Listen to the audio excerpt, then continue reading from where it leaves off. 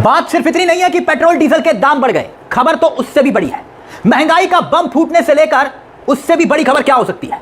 बात यह नहीं है कि राहुल गांधी ने कह दिया कि गलती मोदी सरकार की, कीमत जनता चुकाएगी। देखिए आपकी स्क्रीन पर 3 रुपए का झटका आ चुका है, बाकी वसूली किश्तों में की जाएगी। यानी राहुल गांधी कह रहे हैं कि यह अभी ट्रेलर है। खबर ध्यान से देखिएगा, कैसे खुद मोदी सरकार की अपनी चोरी, जी हां अपनी चोरी पकड़ी गई। जनता को आश्वासनों की चाशनी में लपेटकर गर्मी में 440 वोल्ट का महंगाई का ऐसा झटका दिया कि सब हिल गए। वैसे आप जानते ही हैं, जैसे अटकलें थी कि भाई 2 दिन से लगातार ये खबरें चली रही थी कि आखिरकार महंगाई का विस्फोट होगा ही होगा, और हो चुका है। जिसका डर था वो हुआ, पेट्रोल डीजल के दाम बढ़ गए। पेट्रोल डीजल के दामों में जबरदस्त तरीके की बढ़ोतरी हुई। और अगर आपको ऐसा लग रहा है कि कहानी यहीं पर खत्म हो गई है तो थम जाइए। सिर्फ पेट्रोल डीजल ही नहीं बढ़ा है, उधर सीएनजी भी एक झटके में दाम बढ़े हैं, और भी बहुत कुछ महंगाई का तोहफा मोदी जी ने दिया है। आप कबूल करिए, पेट्रोल डीजल के साथ क्या क्या महंगा हुआ है। पीएम मोदी के सियासी तमाशे की पूरी पोल कैसे खुल गई। अब देखिए, गाड़ियों वाली नोटंकी थी ना, 2 गाड़ियां, खेल पूरा एक्सपोज हो गया। बात यह नहीं है कि प्रधानमंत्री नरेंद्र मोदी की मेहरबानी से आज पेट्रोल डीजल 3 रुपए महंगा हो गया। अब अंतरराष्ट्रीय मार्केट में तेल की कीमतें बेतहाशा बढ़ाई जा रही हैं, तो सरकार की मजबूरी है, भाई पेट्रोल डीजल के दाम बढ़ेंगे। लेकिन सवाल यह उठता है कि जब तेल सस्ता था तब जनता को राहत क्यों नहीं दी थी मोदी सरकार ने। अब जब बढ़ती हुई महंगाई है और फिर उसका भी सियासी तमाशा बनाया जा रहा है, और उसे अफवाह क्यों बताया गया था। आप कहेंगे अफवाह का बताया गया, विपक्ष के नेताओं के बयान को भ्रम फैलाने वाला बयान इन्हीं मोदी सरकार ने बताया था। देखिए मैं आपको याद दिलाता हूं, राहुल गांधी ने बकायदा ये ट्वीट किया था, याद करिए, जब चुनाव खत्म हुए थे। राहुल गांधी की एक भविष्यवाणी थी। क्या भविष्यवाणी थी? देखिए, 5 राज्यों के चुनाव में चुनाव खत्म होते ही तेल की कीमतें बढ़ने वाली हैं, गैस की कीमतें बढ़ने वाली हैं, महंगाई का मीटर चालू होने वाला है। तो मोदी सरकार के मंत्रालय ने, पेट्रोलियम मंत्रालय ने बकायदा बयान जारी किया था राहुल गांधी के इसी ट्वीट पर। याद करिए, ये खबर हमने आपको दिखाई थी। क्या कहा था? देखिए आपकी स्क्रीन पर कि यह भ्रामक जानकारी है। मोदी सरकार ने इसे कहा था कि गलत अफवाहें फैलाई जा रही हैं, तेल की कीमतें बढ़ने पर बिल्कुल विचार नहीं किया जा रहा। यह आपकी स्क्रीन पर आप देख सकते हैं, यह मोदी सरकार के पेट्रोलियम मंत्री का बयान था, पेट्रोलियम मंत्रालय का बयान। साफ तौर पर यह कहा गया, जब राहुल गांधी ने कहा कि कीमतें बढ़ेंगी, तब कहा गया कि कीमतें बढ़ाने पर कोई विचार नहीं हो रहा। तो क्या देश की जनता को पेट्रोलियम मंत्रालय ने झूठ बोला था? क्या मोदी सरकार ने झूठ बोला? चुनाव के दरमियान विपक्षी नेताओं के बयानों को अफवाह आखिरकार क्यों बताया जा रहा था? और चुनाव खत्म होते ही मोदी सरकार में हरदीप पुरी तेल कंपनियों के घाटे गिनवाने लगे। देखिए आपके सामने क्या बता रहे हैं ये हरदीप पुरी, वही एप्स्टीन वाले, कह रहे हैं कि 1000 करोड़ का घाटा रोजाना उठाना पड़ रहा है। उस बयान ने भी लगभग पिक्चर साफ कर दी थी। महंगाई का झटका लगने ही वाला है, और हुआ भी यही। 4 मई को नतीजे आए, 15 मई को पेट्रोल डीजल की कीमतें बढ़ा दी गई। अब सवाल यह कि 10 दिन भी इंतजार क्यों किया गया। अब फिर राहुल गांधी ने, देखिए सोशल मीडिया पर क्या लिखा है आपकी स्क्रीन पर, गलती मोदी सरकार की, कीमत जनता चुकाएगी, 3 का झटका आ चुका है, बाकी वसूली किश्तों में की जाएगी। और उससे पहले भी राहुल गांधी ने एक और सोशल मीडिया पर ट्वीट लिखा, जिसमें सीधे तौर पर इशारा यही था, ये सब कुछ क्यों हो रहा है। राहुल गांधी ने लिखा कि कॉम्प्रोमाइज्ड पीएम ने ट्रेड डील नहीं, अडानी की रिहाई का सौदा किया है। और बकायदा एक खबर को नीचे उन्होंने ट्वीट किया है। जनता यह सवाल पूछ रही है कि जब अंतर्राष्ट्रीय मार्केट में तेल के दाम बहुत कम हो गए थे, रूस से भी सस्ता तेल हम खरीद रहे थे, तो आम जनता को क्या कोई राहत मिली?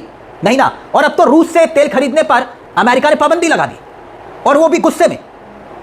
जवाब राहत का था, लेकिन जवाब नहीं मिला। 5 राज्यों के चुनाव को देखते हुए मोदी सरकार ने एक्साइज ड्यूटी की कम की पेट्रोल डीजल पर।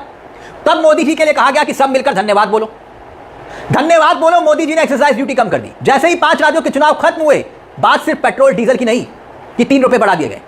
पहले तमाम शहरों में पेट्रोल डीजल के रेट मैं आपको दिखाना चाहूंगा। अपनी स्क्रीन पर देखिए, महानगरों में इस वक्त क्या दाम चल रहे हैं, और उसके बाद क्या क्या कुछ महंगा हुआ है, उसकी पूरी लिस्ट हम आपको दिखाएंगे। चुनाव खत्म होने के बाद क्या क्या महंगा हुआ है, और आज पेट्रोल डीजल के साथ साथ क्या क्या महंगा हो चुका है, पूरी जानकारी, पूरी लिस्ट आपको बताएं। लेकिन पहले जरा देखिए कि अब क्या दाम हो गए हैं पेट्रोल डीजल के महानगरों में। आपके सामने अगर पेट्रोल की हम बात करें तो दिल्ली में 94 रुपए 77 पैसे था, अब 97 रुपए 77 पैसे हो गया। कोलकाता में 105 रुपए 45 पैसे 108 रुपए 74 पैसे हो गया। मुंबई में 103 रुपए 54 पैसे 106 रुपए 68 पैसे हो गया। चेन्नई में 100 रुपए 84 पैसे और अब 103 रुपए 67 पैसे। और डीजल की अगर हम बात करें तो दिल्ली में 87 रुपए के पार पहले था, और अब डीजल 90 रुपए के पार हो गया। कोलकाता में 92 रुपए पार था, अब 95 रुपए पार हो गया। मुंबई में 90 रुपए पार था, नए रेट में 93 रुपए हो गया पार। चेन्नई में 92 रुपए पार था, अब लगभग ₹95 पार हो गया। ये पेट्रोल डीजल की लिस्ट आपके सामने है। अब क्या क्या महंगा हुआ, आपके मन में भी सवाल होगा। वैसे तो आप भी रोज 440 वोल्ट के महंगाई के झटके खा ही रहे होंगे। एक के बाद एक महंगाई की कड़वी दवाई आपको रोज पिलाई जा रही है, लेकिन टीवी चैनलों पर देशभक्ति की फिल्में दिखाई जा रही है कि देखो साहब, पीएम मोदी ने अपनी गाड़ियों का काफिला कम करके कितना बड़ा त्याग किया, जान दाव हथेली पर जाती, सुरक्षा में खतरा। देश के होनहार एंकर यही बता रहे हैं ना आपको, लेकिन हकीकत क्या है? बीजेपी राज्यों के मुख्यमंत्री मीडिया को बुला बुलाकर कह रहे हैं कि देखो मेरी धूम वाली शूटिंग शूट करो मोटरसाइकिल पर। यह स्थिति चल रही है दोस्तों, ताकि आप कहें कि भैया देखो कितना बड़ा त्याग कर रहे हैं।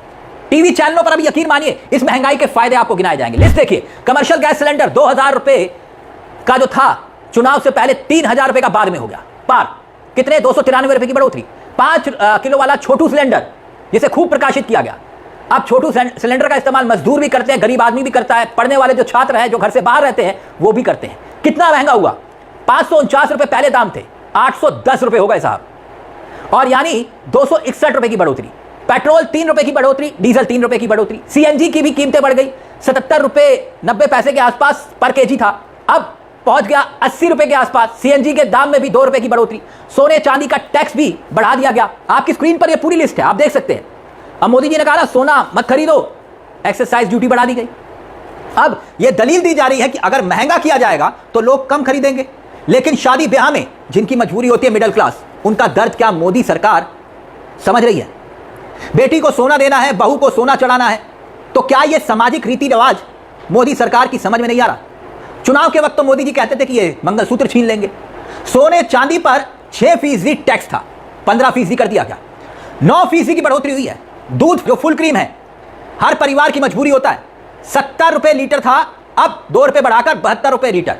हर रोज महंगाई का कोई ना कोई तोहफा मोदी सरकार दे रही है। बस इतनी सी बात है कि अब धन्यवाद नहीं मांगा जा रहा बीजेपी नेताओं की तरफ से। अगर कुछ सस्ता होता, मान लीजिए 50 पैसे भी सस्ता होता, 1 रुपए भी सस्ता होता, तो यही पोस्टर चिपक जाते मोदी जी के, पूरी तरह से पोस्टर, पूरा इकोसिस्टम, देश की होनहार मीडिया कहती कि सब वाह क्या कमाल कर दिया मोदी जी आपने, देश की जनता को राहत दे दिया आपने, मोदी जी का तोहफा कबूल करो और सब मिलकर थैंक यू बोलो। यही देश की होनहार मीडिया बता रही होती दोस्तों। महंगाई का मीटर चालू है और रुपया लगातार गिरता जा रहा है। देखिए आपकी स्क्रीन पर, हमने कहा ना हम सिर्फ आपको यह नहीं बता रहे कि भैया देखिए यहां रेट बढ़ गया, यहां कहानी क्या है उसे गहराई से समझने की कोशिश करिए। पीएम मोदी के पुराने बयान पुराने हो चुके हैं और पुराने हो जाएंगे। जनता को कितनी बार सुनाया जाएगा डॉलर और रुपए की कीमत को लेकर? क्या कहते थे मोदी जी? अरे नेपाल का रुपया नहीं गिरता, बांग्लादेश की करेंसी नहीं गिरती है, पाकिस्तान की करेंसी नहीं गिरती है, श्रीलंका की करेंसी नहीं गिरती है। क्या कारण है? हिंदुस्तान का रुपया पताल में जा रहा है, पतला होता जा रहा है। यह जवाब देना पड़ेगा आपको, देश आपसे जवाब मांग रहा है। क्या कहते थे मोदी जी, है ना? यही कहते थे ना। अब क्या कहते हैं? यह तो विकास का पैमाना है, अगर रुपया कमजोर हो रहा है तो यह विकास का पैमाना है। सुनिए जरा कांग्रेस क्या कुछ कह रही है, कांग्रेस का बयान सुनिए। 10 मई 2026 को सोने के गहने न खरीदने का मोदी सरकार का फरमान 3.5 करोड़ से अधिक छोटे छोटे ज्वेलरों, सुनारों, दुकानदारों, व्यापारियों, कारीगरों, कामगारों, इन सब के लिए तबाही का फरमान साबित हुआ है। और इसीलिए मेरे मित्र यहां आए। सत्ता के शीर्ष से पिछड़े वर्गों के इन मेहनतकश वर्मा, सुनार, स्वर्णकार समाज पर, उनके करोड़ों साथियों पर रोजी रोटी मिटाने वाला यह एक भयानक हमला किया गया है। अब 13 मई 2026 को एक और ज्वेलरी उद्योग विरोधी वज्रपात गिराते हुए मोदी सरकार ने सोने और चांदी की इंपोर्ट ड्यूटी 6% से बढ़ाकर 15% कर डाली। मतलब एक तरफ तो सोना व सोने के आभूषण न खरीदने का फरमान देकर 3.5 करोड़ लोगों की रोजी रोटी पर लात मार दी, तो दूसरी ओर सोने की तस्करी करने वाले तस्कर माफियाओं के लिए काली और मोटी कमाई और मलाई का रास्ता खोल दिया। नेचुरली स्मगलिंग शुरू हो जाएगी फौरन। यानी कांग्रेस ये कह रही है कि राहुल गांधी ने जो भविष्यवाणी की थी कि महंगाई का मीटर चुनाव के बाद चालू हो जाएगा, अब चालू हो चुका है। अब यह मीटर कहां जाके रुकेगा, क्योंकि रफ्तार बहुत तेज है। वैसे भी 5 दिन के लिए मोदी जी विदेश में बहुत मेहनत करने गए हैं, क्योंकि अब ऊर्जा संकट है, तो मोदी जी पूरा फोकस वहीं है। अब इस पूरे मसले को लेकर आप क्या